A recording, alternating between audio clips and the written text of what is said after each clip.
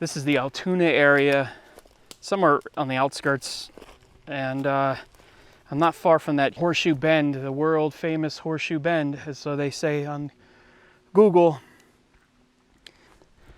All right, it took us a while to find these. I think we just had bad directions, but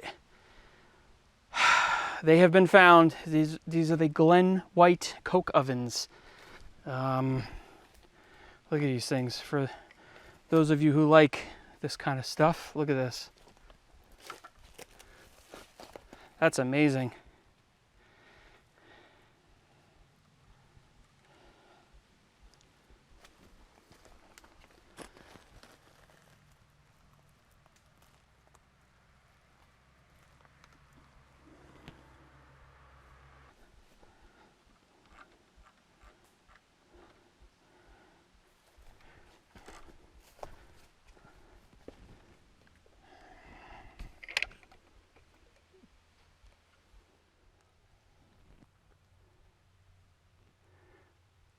Here, you want me to go in one of these? I'll go in one of these. Look how big these bricks are, these stones. Let's see what they look like inside here. Oof, musty smell here.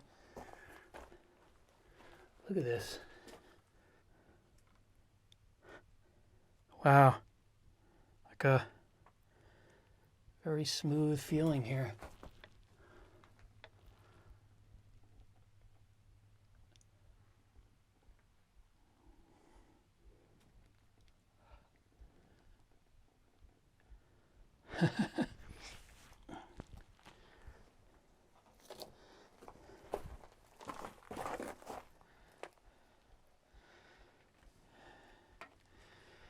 Tell you what, if I was a bear or an animal, this would be my spot. I'm surprised I haven't come across any in here.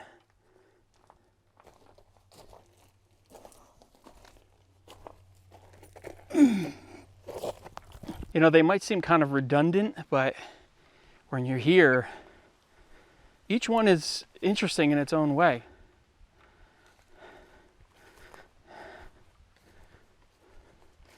Yeah, they're in various states of decay here. This one is, look at that tree, has grown all the way through this thing and broken out the rocks.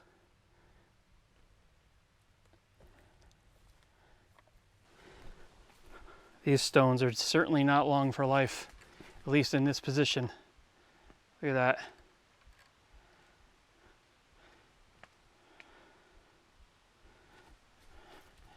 I gotta be messing around with that.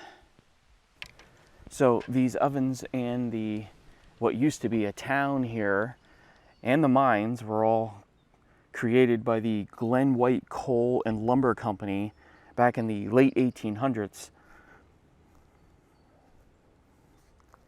And there's something like 80 to 90 of these beehive style ovens here.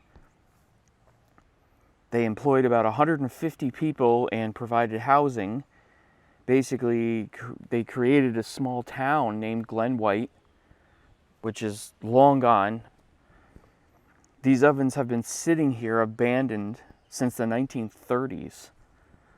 The coal mines in the area were abandoned in the 1940s, and everything slowly just kind of disappeared as far as the town.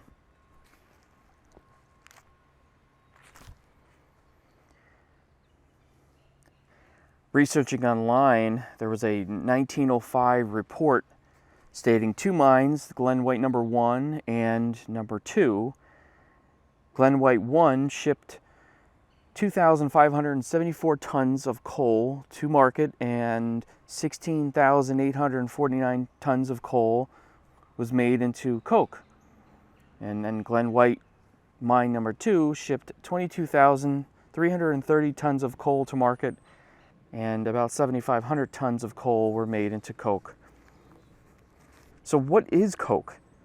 Well, coal is mined, usually nearby, put into these ovens, and it's heated for a long time. It's called thermal distillation, and that separates the coal gas, the coal water, and tar.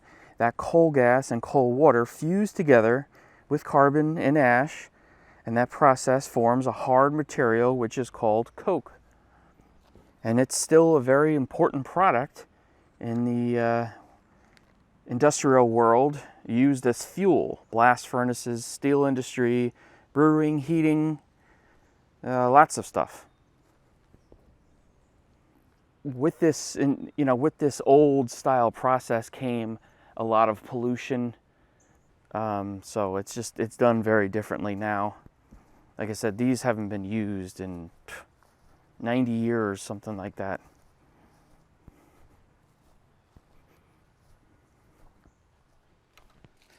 I think my favorite part are the trees that have just barged their way in and grown all along this stuff. Just grown wherever they wanted. Look at even this one. The roots go way down inside. Look how this has, from the wind, it rubs against this other tree, completely curves down, still growing out of here. From the weight of it has obviously slid down here.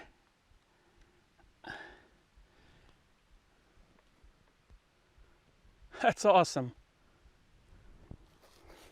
Yet when I plant something in my yard, it has a 50-50 chance of dying. But these just kind of live forever, I guess.